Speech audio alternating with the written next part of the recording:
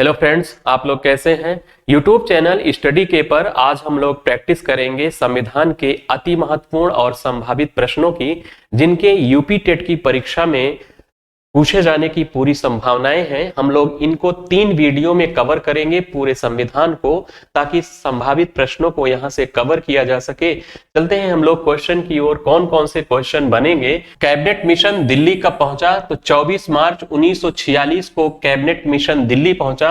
अगर प्रश्न करे कि भारतीय संविधान सभा का गठन किस योजना के तहत किया गया था, तो बताएंगे भारतीय संविधान सभा का गठन कैबिनेट मिशन योजना के तहत किया गया था।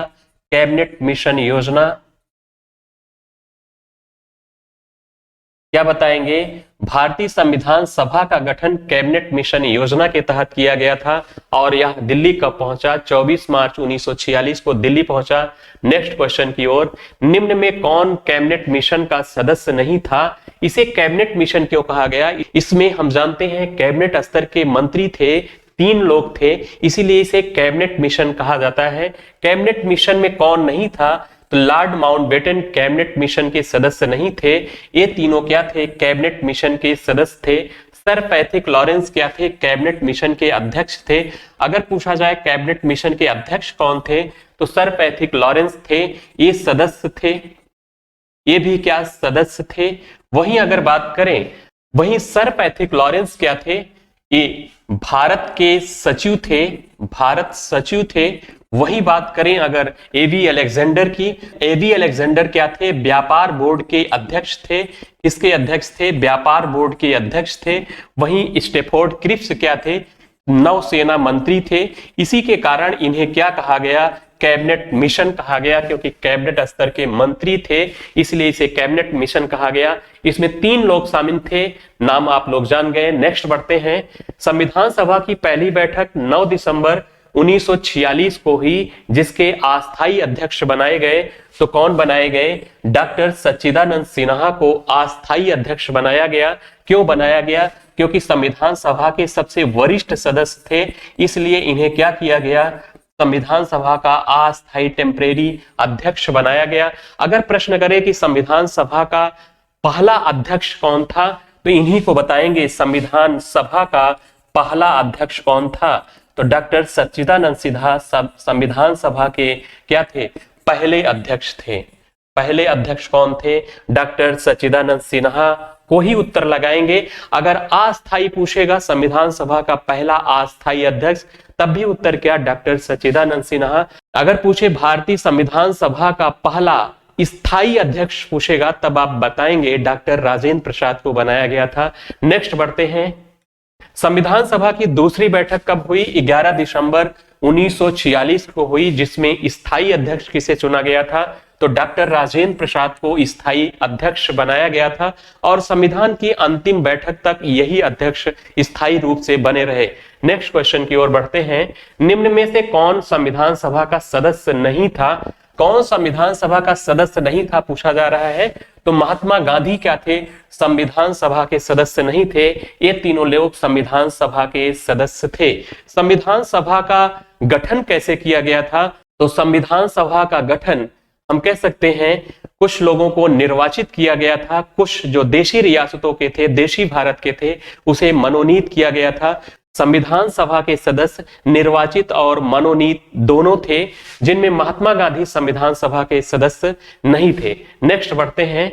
भारतीय संविधान के लिखने वाले सुलेखक कौन हैं? तो प्रेम बिहारी नारायण रायजादा ने भारतीय संविधान को अपने हाथों से इटालियन शैली में लिखा था। नेक्स्ट बढ़ते हैं क्वेश्चन की ओर। संविधान सभा ने प्रतीक मुहर के रूप में किसे अपनाया? जैसे कोई बातें लिखी जाती हैं तो वहां पर मुहर या स्टॉम्प लगा करके सिग्नेचर की जाती है, तो संविधान लिखा जाता था तो उस पर मुहर के रूप में किसे इस्तेमाल किया जाता था? तो मुहर क्या था? हाथी थी। संविधान सभा ने प्रतीक मुहर के रूप में किसे अपनाया था? तो हाथी को अपनाया था। नेक्स्ट बढ़ते हैं। भारतीय संविधान के संवैधानिक सलाहकार थे। अगर प्रश्न करें कि संवैधानिक सलाहकार कौन थे, तो हम लोग बताएंगे BN राव क्या थे? भारतीय संविधान के संवैधानिक सलाहकार थे। अगर इनकी बात की जाए तो कई देशों के संविधान बनाने में इन्होंने हेल्प की। तो भारतीय संविधान को बनाने में इन्होंने निःशुल्क सेवाएं दी। ये भी क्या थे? महात्मा गांधी की तरह संविधान सभा के सदस्य नहीं थे। संविधान सभा के सदस्य नहीं थे। ये क्या थे? संवैधानिक सलाहकार थे। भारतीय संविधान के संविधान सभा का सदस्य नहीं होने के बावजूद इन्होंने भारतीय संविधान बनाने में हेल्प की। इनका कार्य क्या था? यह क्या करते थे? संविधान का प्रारूप तैयार करते थे। संविधान का प्रारूप कौन तैयार करता था? तो आप बताएंगे संविधान का प्रारूप BN राव, बेनगल नरसिंह राव तैयार करते थे, जिस पर विचार विमर्श करने का काम कौन करती थी? प्रारूप समिति करती थी। नेक्स्ट बढ़ते हैं। भारतीय संविधान का प्रथम प्रारूप तैयार किया गया था। पहला प्रारूप किसके द्वारा तैयार किया गया था? प्रारूप का मतलब है ड्राफ्ट तैयार करना। तो BN राव के द्वारा ही तैयार किया गया था। बेनगल नरसिंह राव के द्वारा तैयार किया गया था प्रारूप। जो प्रारूप BN राव के द्वारा तैयार किया जाता था संविधान का, उसी पर विचार विमर्श करने का काम प्रारूप समिति करती थी। नेक्स्ट बढ़ते हैं। प्रांतीय संविधान समिति के अध्यक्ष कौन थे? तो सरदार वल्लभ भाई पटेल प्रांतीय संविधान समिति के अध्यक्ष थे। अगर वही बात करें पंडित जवाहरलाल नेहरू की, तो पंडित जवाहरलाल नेहरू क्या थे? संघ शक्ति समिति। अगर प्रश्न करें कि पंडित जवाहरलाल नेहरू किस समिति के अध्यक्ष थे, तो संघ संविधान समिति और संघ शक्ति समिति के अध्यक्ष थे। जिसमें संघ लगा है उसमें कौन थे? पंडित जवाहरलाल नेहरू थे। वही बात करें डॉक्टर भीमराव अंबेडकर की, तो यह प्रारूप समिति के अध्यक्ष थे। प्रारूप समिति सभी समितियों में सबसे महत्वपूर्ण समिति थी। डॉक्टर राजेंद्र प्रसाद की अगर बात करें, तो डॉक्टर राजेंद्र प्रसाद संचालन समिति के अध्यक्ष थे। क्या? संचालन समिति के अध्यक्ष थे। कौन? डॉक्टर राजेंद्र प्रसाद। और एक समिति के अध्यक्ष थे, प्रक्रिया नियम समिति के अध्यक्ष थे। प्रक्रिया नियम समिति के अध्यक्ष अगर पूछा जाए तो क्या बताएंगे? डॉक्टर राजेंद्र प्रसाद बताएंगे। और प्रांतीय संविधान समिति पूछा जाए, इसके अध्यक्ष कौन थे? तो सरदार वल्लभ भाई पटेल प्रांतीय संविधान समिति के अध्यक्ष थे। नेक्स्ट बढ़ते हैं। प्रारूप समिति, पांडुलेखन समिति, मसौदा समिति, ड्राफ्टिंग कमेटी। प्रारूप समिति को कई नामों से जाना जाता है, चाहे प्रारूप समिति कहिए या पांडुलेखन समिति कहिए, मसौदा समिति कहिए या ड्राफ्टिंग कमेटी कहिए। इसके पूछ रहा है अध्यक्ष कौन थे? तो इसके अध्यक्ष डॉक्टर भीमराव अंबेडकर थे प्रारूप समिति के। अगर प्रश्न करें कि प्रारूप समिति का गठन कब किया गया था, तो प्रारूप समिति का गठन 29 अगस्त 1947 को किया गया था। 1947 को इसका गठन किया गया था, याद रखेंगे। प्रारूप समिति का गठन 29 अगस्त 1947 को किया गया था। और इसके अध्यक्ष कौन थे? डॉक्टर भीमराव अंबेडकर थे। प्रारूप समिति क्या करती थी? BN राव के द्वारा तैयार किए गए संविधान के प्रारूप पर विचार विमर्श करने का कार्य प्रारूप समिति करती थी। जिसके अध्यक्ष कौन थे? डॉक्टर भीमराव अंबेडकर थे। सभी समितियों में महत्वपूर्ण समिति थी प्रारूप समिति। नेक्स्ट बढ़ते हैं। निम्न में से कौन प्रारूप समिति का सदस्य नहीं था? प्रश्न कर रहा है कि निम्न में कौन प्रारूप समिति का सदस्य नहीं था। हम जानते हैं कि प्रारूप समिति में एक अध्यक्ष और 6 सदस्य थे। कुल मिलाकर कितने लोग थे? 7 लोग शामिल थे। तो कौन नहीं था? तो डॉक्टर राजेंद्र प्रसाद क्या थे? प्रारूप समिति के सदस्य नहीं थे। ये तीनों लोग क्या थे? शामिल थे। तो प्रश्न के अनुसार उत्तर होगा डॉक्टर राजेंद्र प्रसाद। शायद समझ गए होंगे। तो प्रारूप समिति में कुल कितने लोग थे? तो 7 लोग थे, एक अध्यक्ष, 6 सदस्य थे। हम लोग बात कर लेते हैं प्रारूप समिति की। तो प्रारूप समिति में 7 लोग दिखाई पड़ रहे हैं।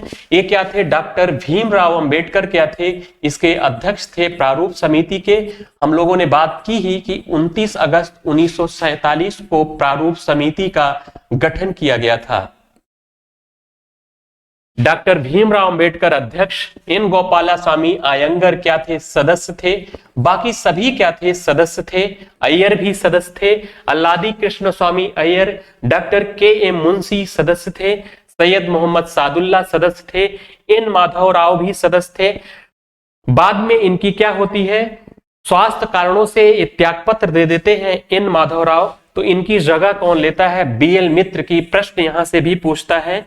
एन माधव राव जो प्रारूप समिति से त्यागपत्र दे देते हैं, तो एन माधव राव के स्थान पर प्रारूप समिति का सदस्य कौन बनता है? तो उत्तर क्या बताएंगे? BL मित्र बनते हैं। अगर प्रश्न करें कि सातवां कौन है? टीटी कृष्णामाचारी क्या थे? ये भी सदस्य थे।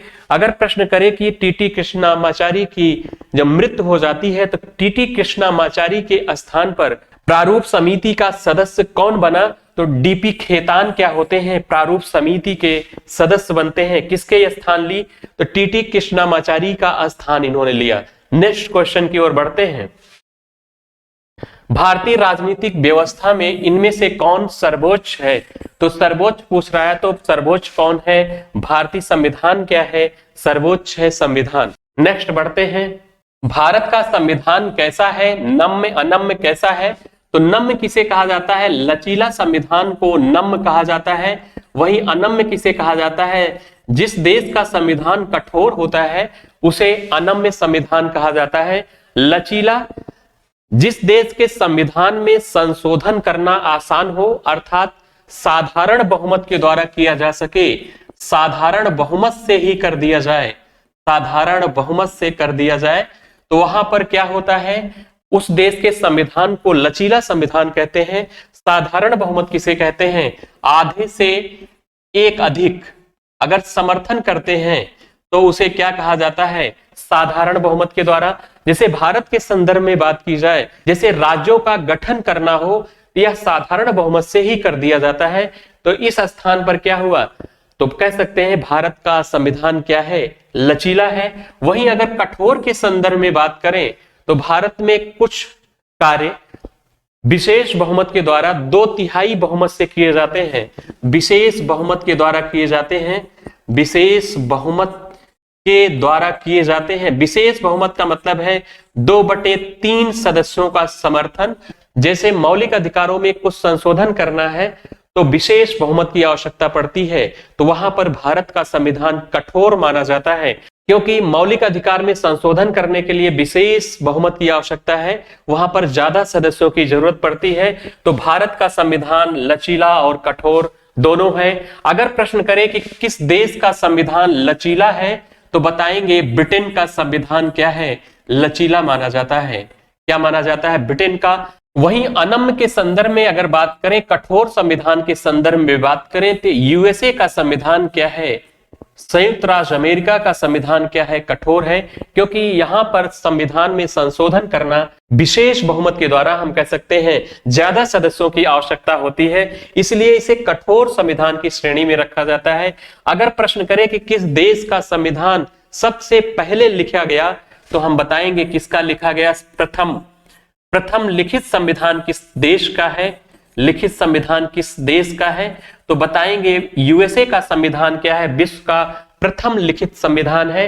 वहीं लचीला संविधान की बात करेंगे ब्रिटेन। अगर प्रश्न करें किस देश का संविधान अलिखित है तो बताएंगे उत्तर क्या होगा? ब्रिटेन ही बताएंगे। अगर प्रश्न करें किस देश का संविधान लेटेस्ट होता है तो ब्रिटेन का ही बताएंगे। यहाँ के संविधान क्या होता है? हमेशा नवीन माना जाता है, लेटेस्ट माना जाता है, क्योंकि सुप्रीम कोर्ट वहां जो निर्णय देती है वही साक्ष्य के रूप में वहां पर क्या होता है? ऐड कर लिया जाता है, उसी को वहां का संविधान माना जाता है, साक्ष्य के रूप में रखे जाते हैं। अगर हम भारत के संदर्भ में बात करें कि भारत का संविधान कैसा है, तो भारत का संविधान के संदर्भ में जाने कि भारत का संविधान लचीला और कठोर दोनों है। दूसरी बात क्या जाने तो भारत का संविधान क्या है? लिखित है। लिखित है। विश्व का सबसे बृहद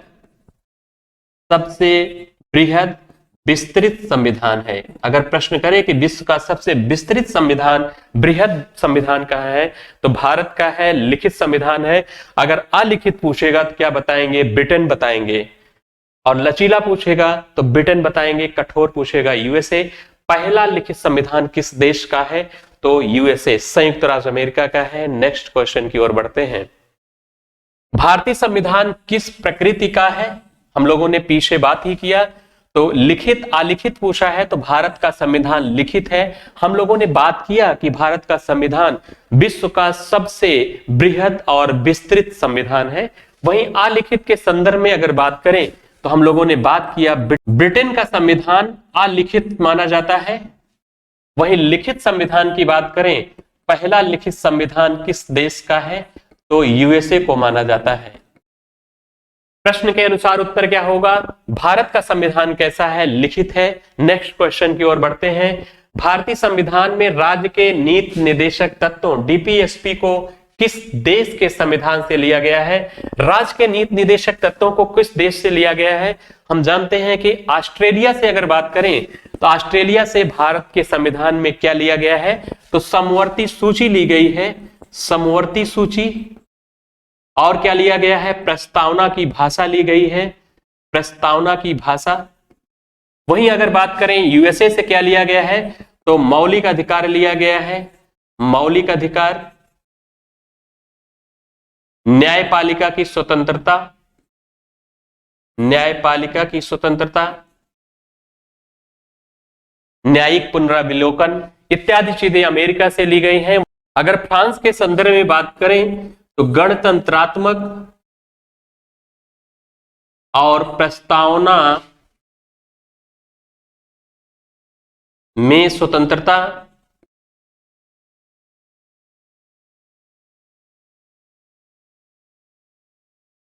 वहीं अगर आयरलैंड की बात करें तो राज्य के नीति निर्देशक तत्वों को कहां से लिया गया है? डीपीएसपी को कहां से लिया गया है? तो आयरलैंड के संविधान से लिया गया है। नेक्स्ट क्वेश्चन की ओर बढ़ते हैं। निम्न में कौन सा कथन असत्य है? तो मौलिक अधिकार यूएसए से लिए गए हैं, बिल्कुल सही है।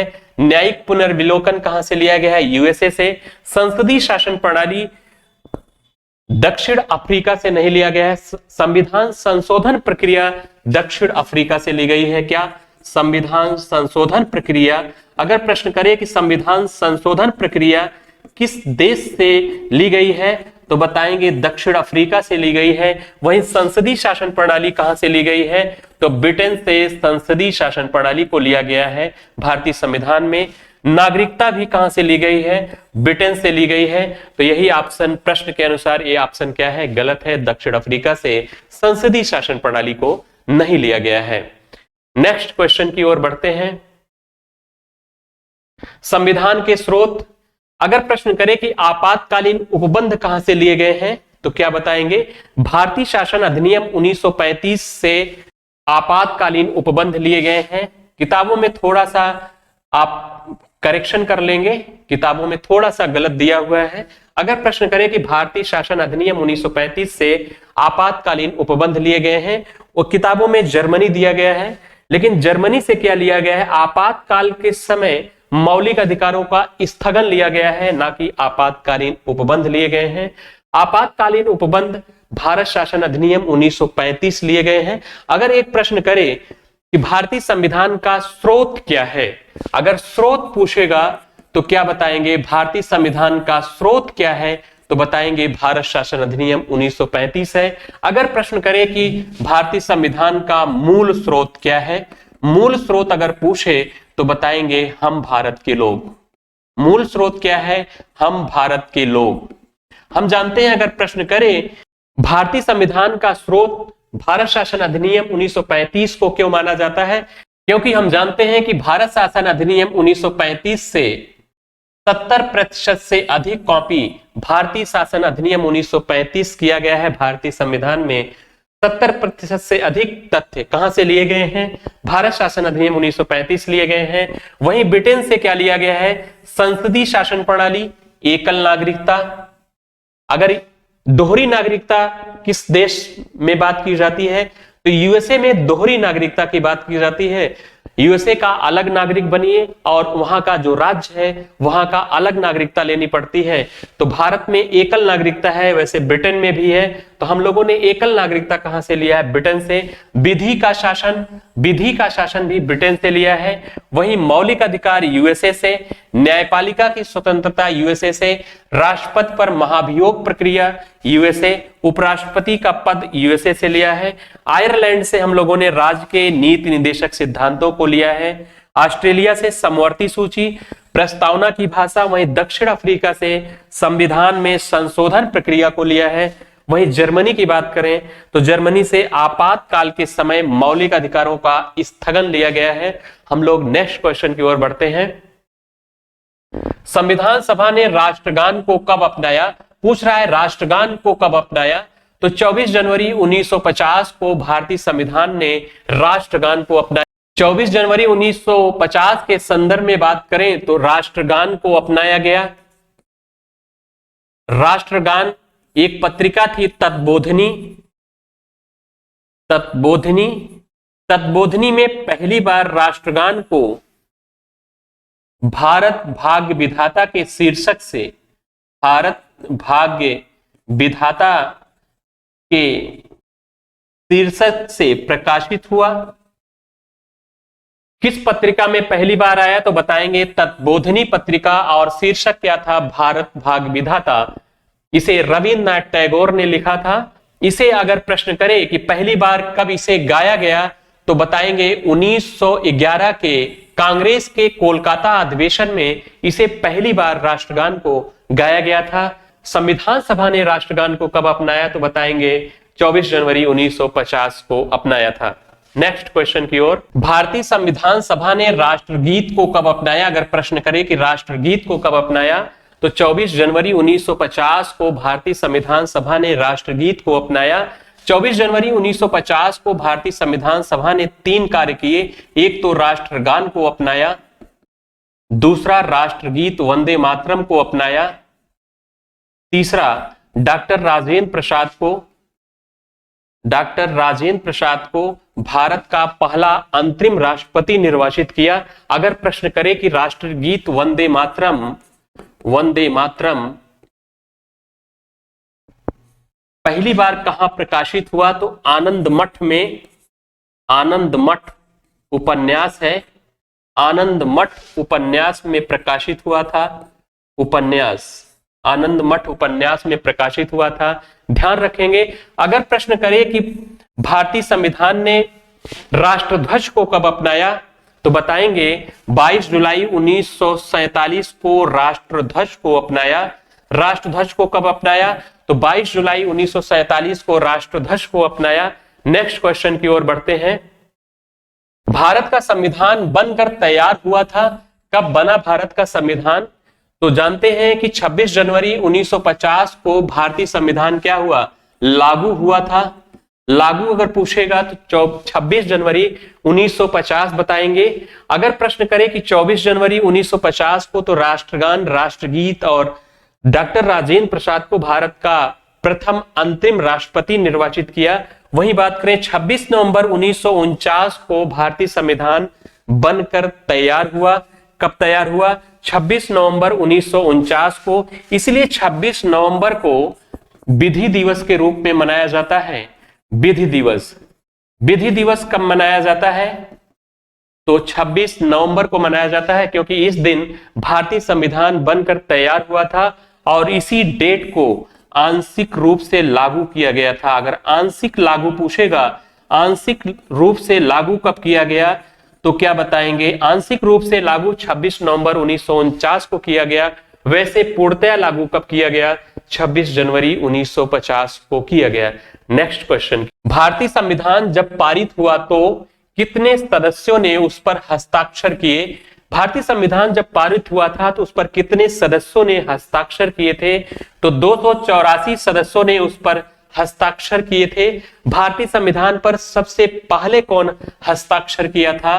प्रथम हस्ताक्षर, अगर प्रथम हस्ताक्षर पूछेगा तो पंडित जवाहरलाल नेहरू इस पर पहला हस्ताक्षर करने वाले थे। और अंतिम में हस्ताक्षर पूछेगा तो डॉक्टर राजेंद्र प्रसाद इस पर अंतिम में हस्ताक्षर किए थे। अगर बात करें इस पर महिलाएं कितनी हस्ताक्षर की थी तो 8 महिलाओं ने इस पर हस्ताक्षर किया था। 8 महिला। कुल सदस्य कितने थे? 284। ध्यान रखेंगे। नेक्स्ट क्वेश्चन की ओर, भारतीय मूल संविधान में कुल कितने भाग, अनुच्छेद और अनुसूचियां थी? कितने भाग, अनुच्छेद और अनुसूचियां थी? तो मूल संविधान की अगर बात करें तो 22 भाग, 395 अनुच्छेद और 8 अनुसूचियां थी। कितनी अनुसूचियां थी? 8 अनुसूचियां थी। अगर वर्तमान की बात की जाए, वर्तमान में भाग कितने हैं? भाग तो वर्तमान में 25 भाग हैं। अनुसूची कितनी है? अनुसूची कितनी है? अनुसूची 12 अनुसूचियां हैं। अनुच्छेद की बात अगर करें तो अनुच्छेद कितने हैं? तो आप लोग कमेंट बॉक्स में लिखेंगे अनुच्छेद वर्तमान में कितने हैं। नेक्स्ट क्वेश्चन की ओर। भारतीय संविधान के पिता फादर ऑफ कॉन्स्टिट्यूशन की संज्ञा दी जाती है किसे भारतीय संविधान का पिता या आधुनिक मनु की संज्ञा दी जाती है? अगर प्रश्न करे आधुनिक मनु की संज्ञा किसे दी गई है तो क्या बताएंगे? डॉक्टर भीमराव अंबेडकर को आधुनिक मनु या संविधान का पिता कहा जाता है।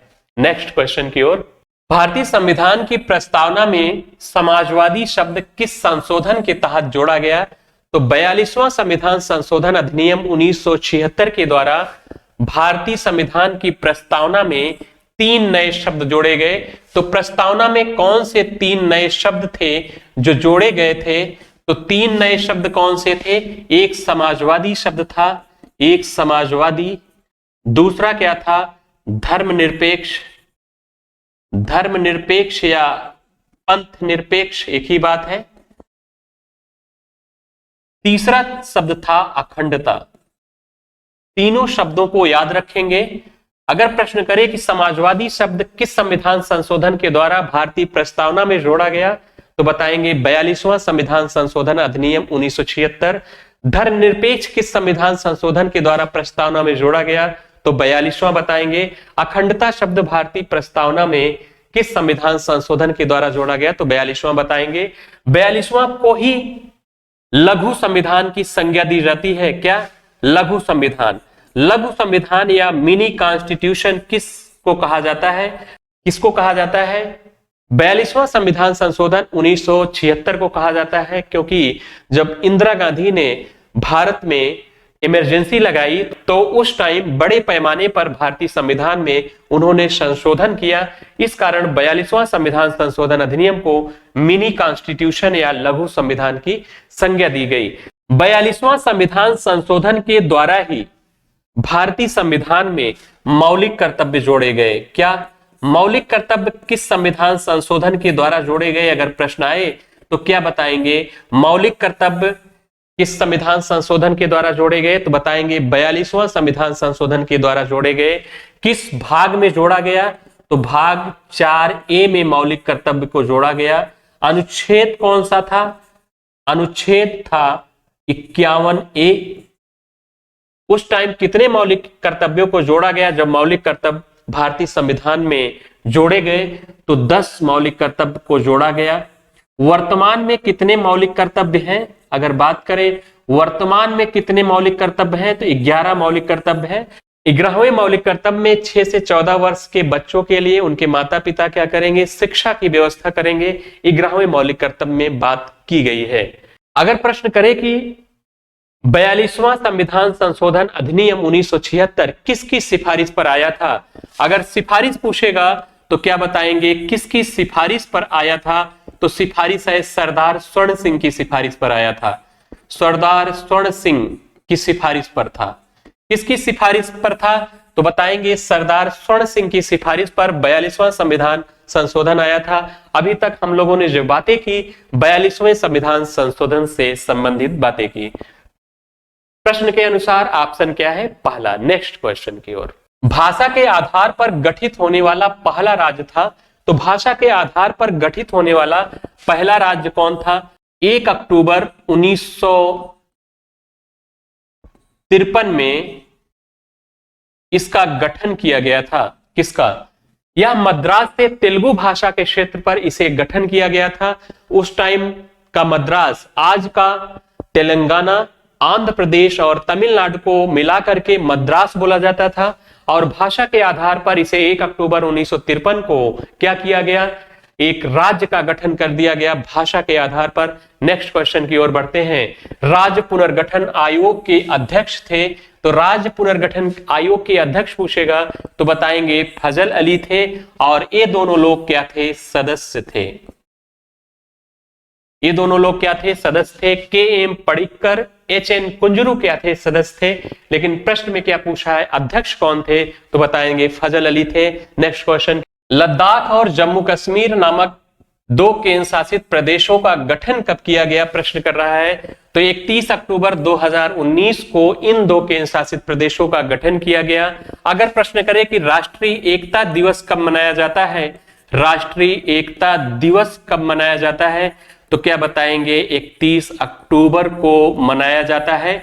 अगर प्रश्न करें कि मूनलैंड किसे कहते हैं या छोटा तिब्बत किसे कहते हैं, तो ये सारी बातें किसके संदर्भ में है, लद्दाख के संदर्भ में है। अगर प्रश्न करें छोटा तिब्बत किसे कहते हैं, तो क्या बताएंगे, लद्दाख बताएंगे। अगर पूछे मूनलैंड किसे कहते हैं, तो क्या बताएंगे, लद्दाख बताएंगे। अगर प्रश्न करें कि ठंडा रेगिस्तान किसे कहते हैं, ठंडा रेगिस्तान तो किसे कहते हैं, लद्दाख को। अगर प्रश्न करें ऊंचे ऊंचे दर्रों की भूमि किसे कहते हैं, ऊंचे ऊंचे दर्रों की भूमि, तो क्या बताएंगे, लद्दाख को कहते हैं। ये सारे पॉइंट किसके संदर्भ में है, लद्दाख के। ध्यान रखेंगे, छोटा तिब्बत, मूनलैंड, ठंडा रेगिस्तान, ऊंचे ऊंचे दर्रों की भूमि किसे कहा जाता है, तो लद्दाख को कहा जाता है। नेक्स्ट क्वेश्चन की ओर, संविधान की आत्मा किसे कहा जाता है। अगर प्रश्न करे कि संविधान की आत्मा किसे कहा जाता है, तो बताएंगे प्रस्तावना को कहा जाता है। अगर प्रश्न करे कि संविधान की कुंजी किसे कहा जाता है, तो बताएंगे प्रस्तावना को कहा जाता है। अगर प्रश्न करे कि संविधान का परिचय पत्र किसे कहा जाता है, संविधान का परिचय पत्र, क्या उत्तर देंगे, संविधान का परिचय पत्र प्रस्तावना को ही कहा जाता है। अगर प्रश्न करें कि डॉक्टर भीमराव अंबेडकर ने संविधान की आत्मा किसे कहा है, डॉक्टर भीमराव अंबेडकर के अनुसार, डॉक्टर भीमराव अंबेडकर ने संविधान की आत्मा किसे कहा है, तो बताएंगे क्या, डॉक्टर भीमराव अंबेडकर के अनुसार अनुच्छेद 32 को इन्होंने क्या कहा है, संविधान की आत्मा और हृदय से कहा है। लेकिन संविधान का आत्मा वैसे पूछेगा तो बताएंगे क्या, प्रस्तावना या उद्देशिका को कहा जाता है, प्रस्तावना या उद्देशिका। डॉक्टर भीमराव अंबेडकर ने संविधान की आत्मा और हृदय किसे कहा है, तो अनुच्छेद 32 को कहा है। अनुच्छेद 32 क्या है, संवैधानिक उपचारों का अधिकार। संवैधानिक उपचारों के अधिकार को इन्होंने, उपचारों का अधिकार, इसे क्या कहा, इन्होंने संविधान की आत्मा और हृदय कहा। नेक्स्ट क्वेश्चन, 24 जनवरी 1950 से पहले उत्तर प्रदेश किस नाम से जाना जाता था, तो संयुक्त प्रांत के नाम से जाना जाता था, संयुक्त प्रांत के नाम से। 24 जनवरी 1950 को अगर किसी प्रदेश का नाम बदला गया, संयुक्त प्रांत का नाम बदल करके क्या कर दिया गया, उत्तर प्रदेश रख दिया गया। नेक्स्ट क्वेश्चन की ओर बढ़ते हैं, नागरिकता का उल्लेख भारतीय संविधान के किस भाग में किया गया है। नागरिकता, अगर प्रश्न करें कि नागरिकता को कहां से लिया गया है, तो हम लोग इसकी बात कर चुके हैं, या ब्रिटेन से लिया गया है। भारत कैसी नागरिकता की बात करता है, तो एकल नागरिकता की बात करता है। एकल नागरिकता, दोहरी नागरिकता किस देश की है, तो बताएंगे यूएसए में दोहरी नागरिकता का प्रावधान है। वहीं प्रश्न के अनुसार ऑप्शन क्या होगा, भाग 2 में नागरिकता का वर्णन किया गया है। वहीं भाग 3 में किसका वर्णन है, तो मौलिक अधिकार का वर्णन है, मौलिक अधिकारों का वर्णन है। अगर अनुच्छेद की बात करेगा, मौलिक अधिकारों को 12 से 35 के बीच रखा गया है। वहीं भाग 4 में किसका वर्णन है, तो डीपीएसपी का वर्णन है, राज्य के नीति निदेशक सिद्धांत का वर्णन है। वहीं अगर बात करें भाग 4 का में, तो भाग 4 का में मौलिक कर्तव्य को रखा गया है, मौलिक कर्तव्य को रखा गया है। अगर प्रश्न करें क्या मूल संविधान में मौलिक कर्तव्य थे, तो बताएंगे मूल संविधान में मौलिक कर्तव्य नहीं थे, इसे 42वां संविधान संशोधन अधिनियम 1976 के द्वारा भारतीय संविधान में जोड़ा गया था। अगर प्रश्न करें 42वां संविधान संशोधन अधिनियम 1976 किसकी सिफारिश पर आया था, तो बताएंगे सरदार स्वर्ण सिंह की सिफारिश पर आया था। हम लोग बढ़ते हैं नेक्स्ट क्वेश्चन की ओर, निम्न में कौन सा मौलिक अधिकार नहीं है, पूछ रहा है कौन सा मौलिक अधिकार नहीं है, तो समानता का अधिकार है, शोषण के विरुद्ध अधिकार भी है। तो संपत्ति का अधिकार क्या है, मौलिक अधिकार नहीं है, पहले था। अगर प्रश्न करें कि मूल संविधान में कितने मौलिक अधिकार थे, मूल संविधान में, तो बताएंगे क्या 7 मौलिक अधिकार थे। अगर वर्तमान में पूछा जाएगा वर्तमान में कितने मौलिक अधिकार हैं, तो बताएंगे 6 मौलिक अधिकार हैं। निजता का अधिकार का उल्लेख किया गया है। निजता का अधिकार का उल्लेख कहां है? Right to privacy. अनुच्छेद 21 में इसका वर्णन है। अनुच्छेद 21 क्या है? प्राण एवं दैहिक स्वतंत्रता की बात करता है। दैहिक स्वतंत्रता। अनुच्छेद 21 में ही सूचना का अधिकार है।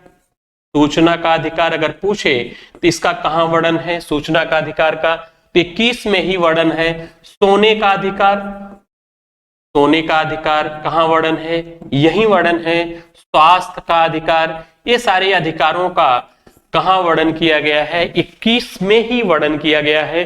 प्राण एवं दैहिक स्वतंत्रता के अंतर्गत किया गया है। वही बात करें 21 का यहां पर क्या है? तो आरटी राइट टू एजुकेशन है। 6 से 14 वर्ष के बच्चों के लिए अनिवार्य एवं निःशुल्क शिक्षा की बात करता है 21 का। इसे 86वां संविधान संशोधन अधिनियम 2002 के द्वारा भारतीय संविधान में जोड़ा गया था। वहीं अगर 19 की बात करें, वाक समयक कुछ स्वतंत्रताएं की बात करता है। जैसे अगर दे दे प्रेस की स्वतंत्रता किस अनुच्छेद में वर्णन है? प्रेस की स्वतंत्रता या बोलने की आजादी, बोलने की स्वतंत्रता किसमें वर्णन है? तो क्या बताएंगे? बोलने की स्वतंत्रता, प्रेस की स्वतंत्रता का वर्णन 19 में किया गया है। अगर प्रश्न करे कि अस्पृश्यता का अंत, छुआछूत का अंत, अस्पृश्यता या छुआछूत का अंत या अस्पृश्यता का अंत, तो बताएंगे अनुच्छेद 17 में अस्पृश्यता का अंत का वर्णन किया गया है। हम लोग बढ़ते हैं नेक्स्ट क्वेश्चन की ओर। किस संविधान संशोधन अधिनियम के द्वारा 6 से 14 वर्ष तक के बच्चों को अनिवार्य एवं निःशुल्क शिक्षा के प्रावधान को मौलिक अधिकार के अनुच्छेद 21 का में जोड़ा गया? पूछ क्या रहा है? Right to education, right to education act 2009 को भारतीय संविधान में किस अनुच्छेद के तहत जोड़ा गया पूछेगा? तो बताएंगे 21 का में इसे राइट टू एजुकेशन को रखा गया है। किस संविधान संशोधन के द्वारा हुआ? तो बताएंगे 86वां संविधान संशोधन अधिनियम 2002 के द्वारा इसे क्या किया गया था? संशोधित किया गया था। अगर प्रश्न करे कि इसे अधिनियमित कब किया गया, अगर पूछे कि राइट टू एजुकेशन को अधिनियम कब बनाया गया, अधिनियमित कब किया गया, तो बताएंगे क्या? 2009 में इसे अधिनियमित किया गया। अगर प्रश्न करें कि राइट टू एजुकेशन को लागू कब किया गया, तो 2010 को क्या किया गया था? इसे लागू किया गया था। नेक्स्ट क्वेश्चन की ओर हम बढ़ते हैं। मौलिक कर्तव्य का उल्लेख संविधान में कब किया गया? तो कब किया गया? पिछले क्वेश्चन में इसकी बातें की गई थी। 42वां संविधान संशोधन 1976 के द्वारा किया गया है। अगर प्रश्न करें कि मौलिक कर्तव्य को कहां, किस भाग में जोड़ा गया, तो 4A में, 4A क्या था? इस भाग में जोड़ा गया। अगर अनुच्छेद की बात करेगा तो 51A में इसे जोड़ा गया है। जब जोड़ा गया तो कितने मौलिक कर्तव्य थे? 10। वर्तमान में कितने हैं? 11 मौलिक कर्तव्य हैं। किसकी सिफारिश पर जोड़े गए थे मौलिक कर्तव्य भारतीय संविधान में? तो बताएंगे सरदार स्वर्ण सिंह की सिफारिश पर जोड़े गए थे। अगर प्रश्न करें कि मूल संविधान में मौलिक कर्तव्य थे, तो बताएंगे मूल संविधान में मौलिक कर्तव्य नहीं थे, बाद में जोड़े गए। नेक्स्ट क्वेश्चन की ओर बढ़ते हैं। 73वां संविधान संशोधन अधिनियम 1992 के द्वारा जोड़ा गया था। तो हम जानते हैं क्या जोड़ा गया था? ग्रामीण स्थानीय स्वशासन को जोड़ा गया था। हम कह सकते हैं पंचायती राज को जोड़ा गया था। पंचायती राज, पंचायती राज को जोड़ा गया था। अगर बात करें कि यह प्रभावी कब हुआ था, तो 24 अप्रैल 1993 को लागू हुआ था, या कह सकते हैं प्रभावी हुआ था। अगर बात करें 73वां संविधान संशोधन अधिनियम 1992 के द्वारा कौन सी अनुसूची जोड़ी गई, तो 11वीं अनुसूची जोड़ी गई थी। 11वीं अनुसूची जोड़ी गई।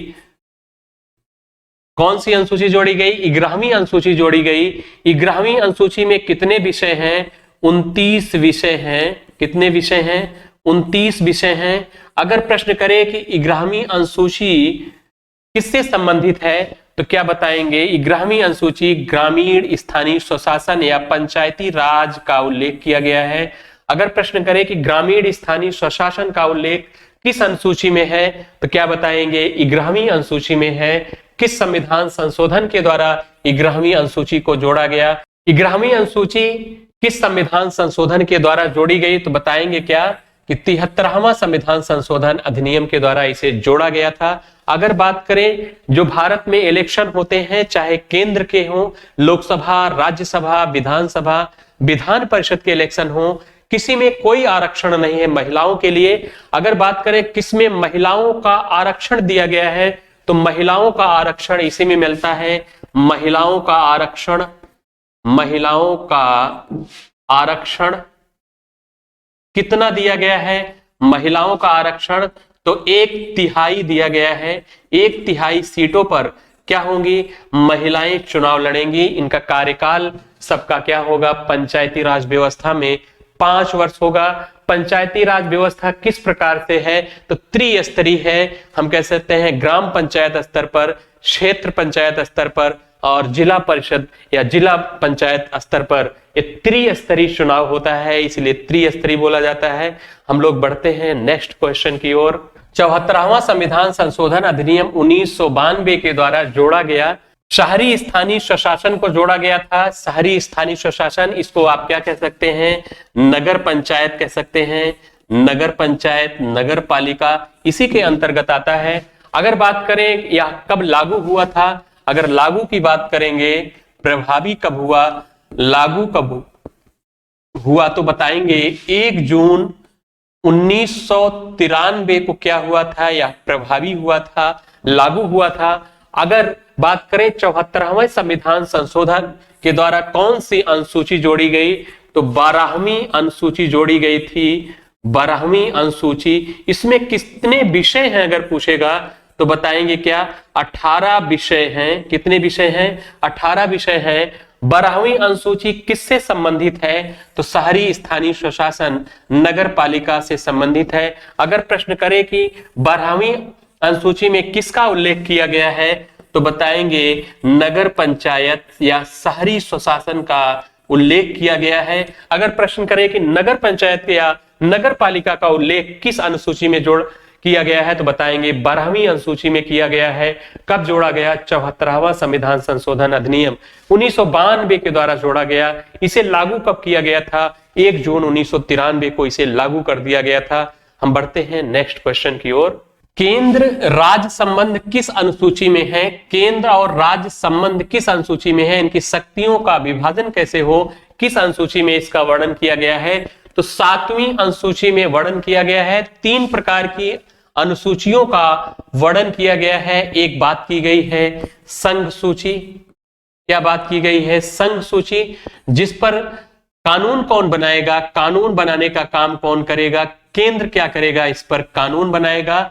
वहीं अगर बात करें मूल संविधान में कितने विषय संघ सूची में थे तो बताएंगे 97 विषय थे। कितने? 97 विषय मूल संविधान में थे। अगर बात करें वर्तमान में कितने विषय हैं तो वर्तमान में विषयों की संख्या कितनी है तो 100 विषय वर्तमान में है। इस बात को ध्यान रखेंगे। अगला बढ़ते हैं। पहला था क्या? संघ सूची। दूसरी सूची का उल्लेख किया गया है क्या? राज्य सूची। राज्य सूची, राज्य सूची पर कानून कौन बनाएगा? राज्य क्या करेंगे? कानून बनाएंगे। और कितने विषय मूल संविधान में थे तो मूल संविधान में अगर बात करें तो 66 विषय थे। 66 विषय। अगर वर्तमान में बात करेंगे, वर्तमान में कितने विषय हैं तो वर्तमान में अगर विषयों की बात की जाएगी तो कितने विषय हैं? 61 विषय हैं। वही बात करें अगर हम लोग इसकी तीसरे नंबर की जो अनुसूची है वो क्या है? समवर्ती सूची है। तीसरे नंबर की अनुसूची क्या है? समवर्ती सूची है। समवर्ती सूची। समवर्ती सूची पर कौन कानून बनाएगा? केंद्र और राज्य दोनों कानून बनाएंगे। लेकिन विवाद की स्थिति में क्या होगा?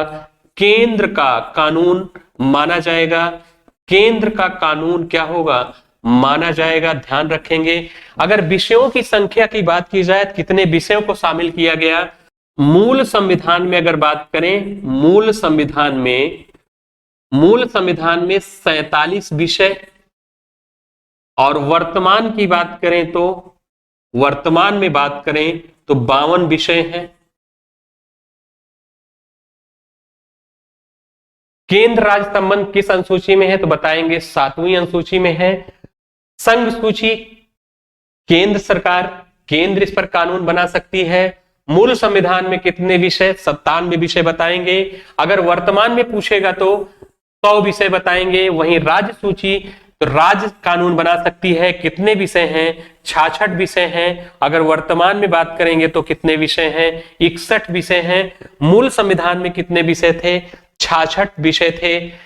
अगर समवर्ती सूची की बात करेगा तो केंद्र राज्य दोनों कानून बना सकते हैं, लेकिन केंद्र का कानून क्या होगा माना जाएगा।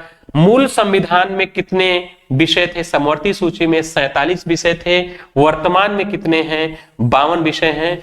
इस बात को याद रखेंगे। नेक्स्ट वीडियो में हम लोग पुनः मिलते हैं। Thank you.